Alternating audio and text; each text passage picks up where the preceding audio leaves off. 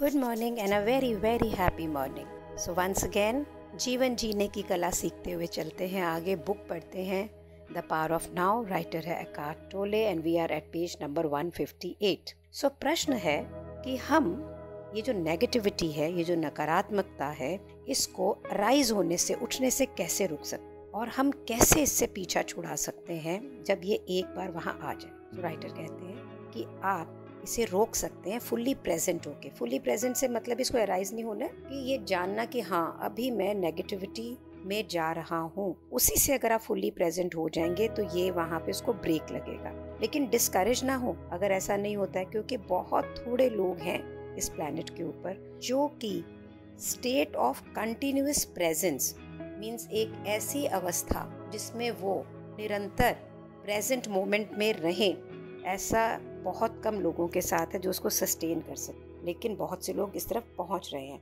और राइटर का कहना है कि आगे आने वाले समय में ऐसे लोग और भी होंगे।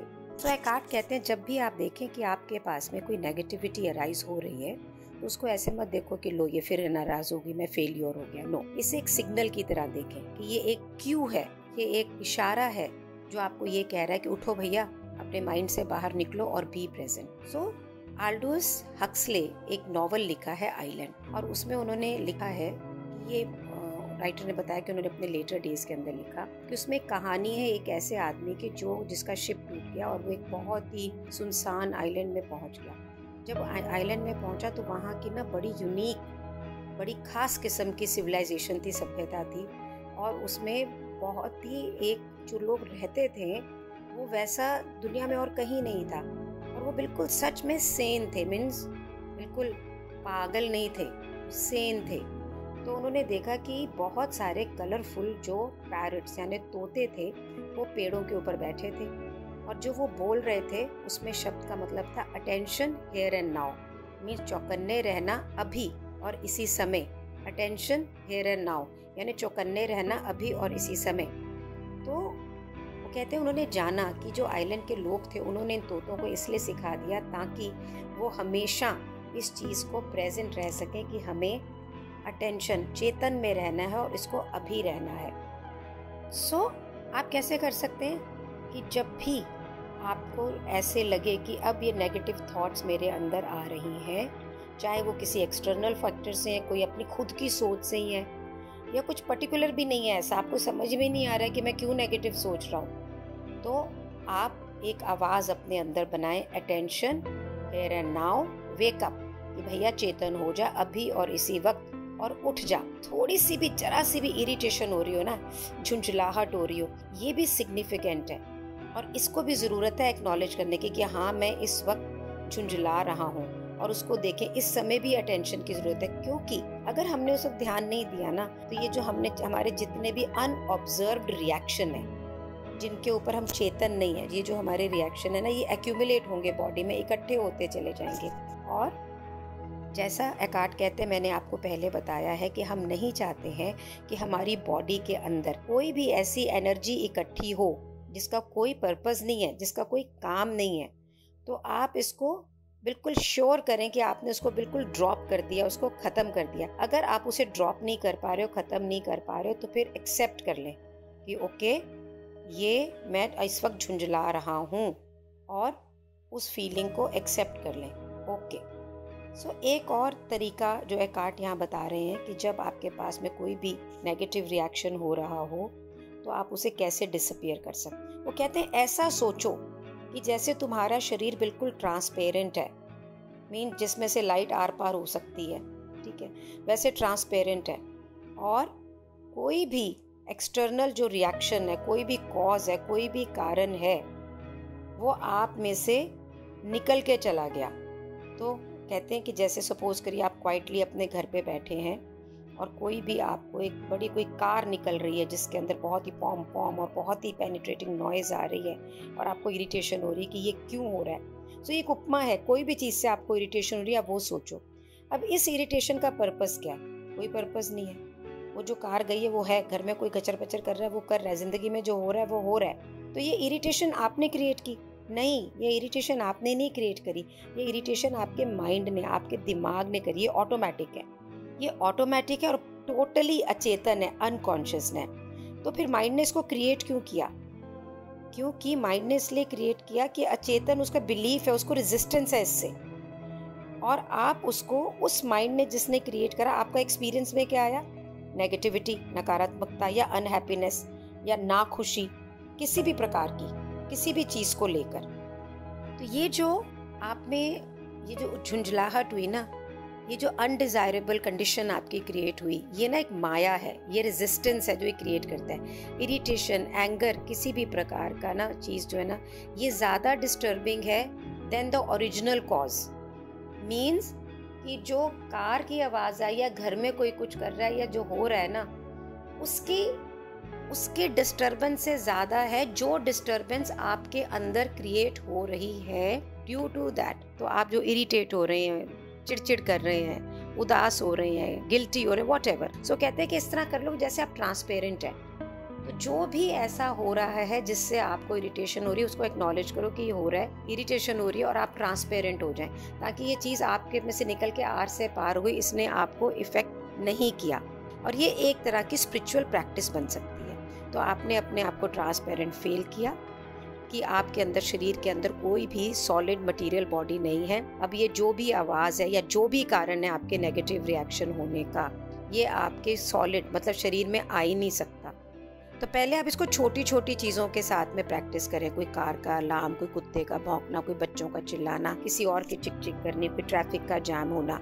तो आपकी जो अंदर जो ये दीवार है ना विद्रोह की, रेजिस्टेंस की, ये धीरे धीरे कम होती जाएगी और you will get constantly and painfully hit by things that should not be happening.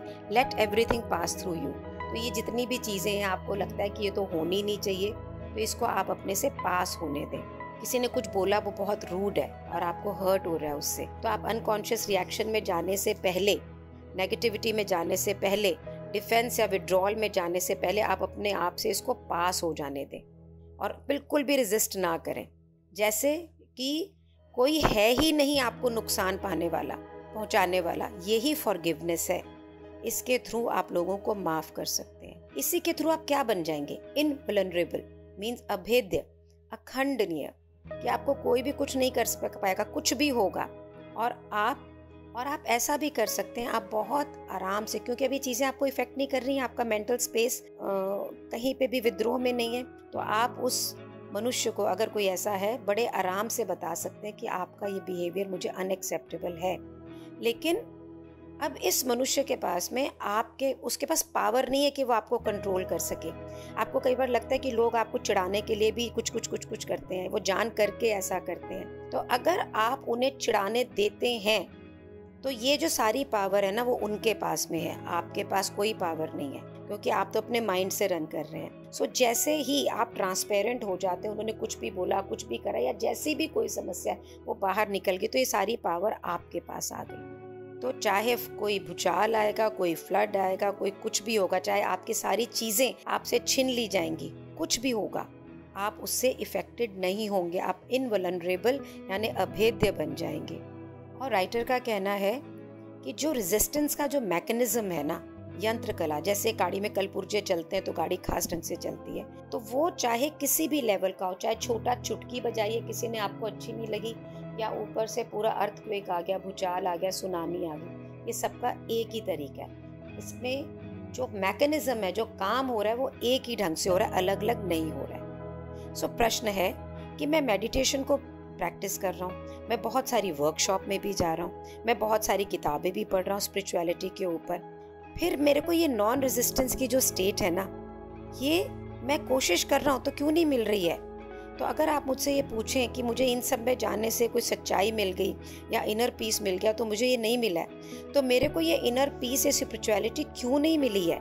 तो राइटर एकार्ट कहते हैं, क्योंकि आप इसे अपने से बाहर खोज रहे हैं। आप खोजने के मोड में इसे नहीं पा पाएंगे। शायद अगली वर्कशॉप के अंदर कुछ आंसर मिलेगा, कुछ नई टेक्निक मिलेगी, या आपको कुछ मिलेगा, लेकिन आपको वो नहीं मिलेगा जो कि आपके नाव अभी है। सो वो कहते हैं कि कहीं भी बाहर कुछ भी देखने की ज़रूरत नहीं है, और अगर आप बहुत खोज रहे होंगे तो एक इनसाइड इनर एक कॉन्फ्लिक्ट, एक द्वंद आएगा, एक अचेतन रेजिस्टेंस, विद्रोह आएगा, और आप अपने आप को माफ़ नहीं करेंगे कि यार मैं तो इतना कुछ करके भी पीस में नहीं हूँ, शांति में नहीं हूँ। जैसे ही आप इसको पूर्ण रूप से एक्सेप्ट कर लेंगे कि मैं शांति में नहीं हूँ, उसी वक्त ये जो अशांति है ना, ये ख़त्म होके शांति में बदल जाएगी। जिस भी चीज़ को हम फुल्ली और कंप्लीटली पूर्ण रूप से एक्सेप्ट कर लेते हैं, वहीं पे शांति आ जाती है। सरेंडर करना एक जादू है, एक मिरेकल है, एक चमत्कार है। सो आज हम यही करेंगे।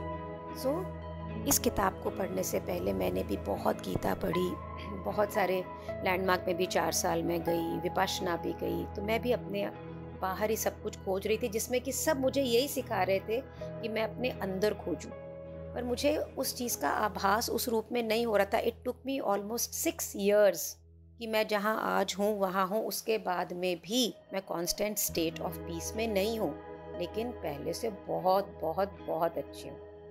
अब हर चीज़ मैं आपके साथ अपने अंदर खोज रही हूँ, क्योंकि जब मैं आपके लिए पढ़ती हूँ कि आप अपने अंदर रहें और अपने अंदर खोजें, तो ये मुझे भी मिल रहा है।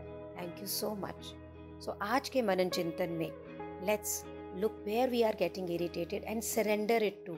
लेट्स बिकम ट्रांसपेरेंट, बिल्कुल बिल्कुल एक कांच जो होता है शीशा, उसकी तरह कि कुछ भी आया वो निकल गया, किससे हम इफेक्ट नहीं हुए। ऐसा स्टेट होना, अभेद्य होना, अनवल्नरेबल होना, oh it is so powerful. सोच के भी अच्छा लग रहा है। Thank you so much for being in my life. Thank you, gratitude.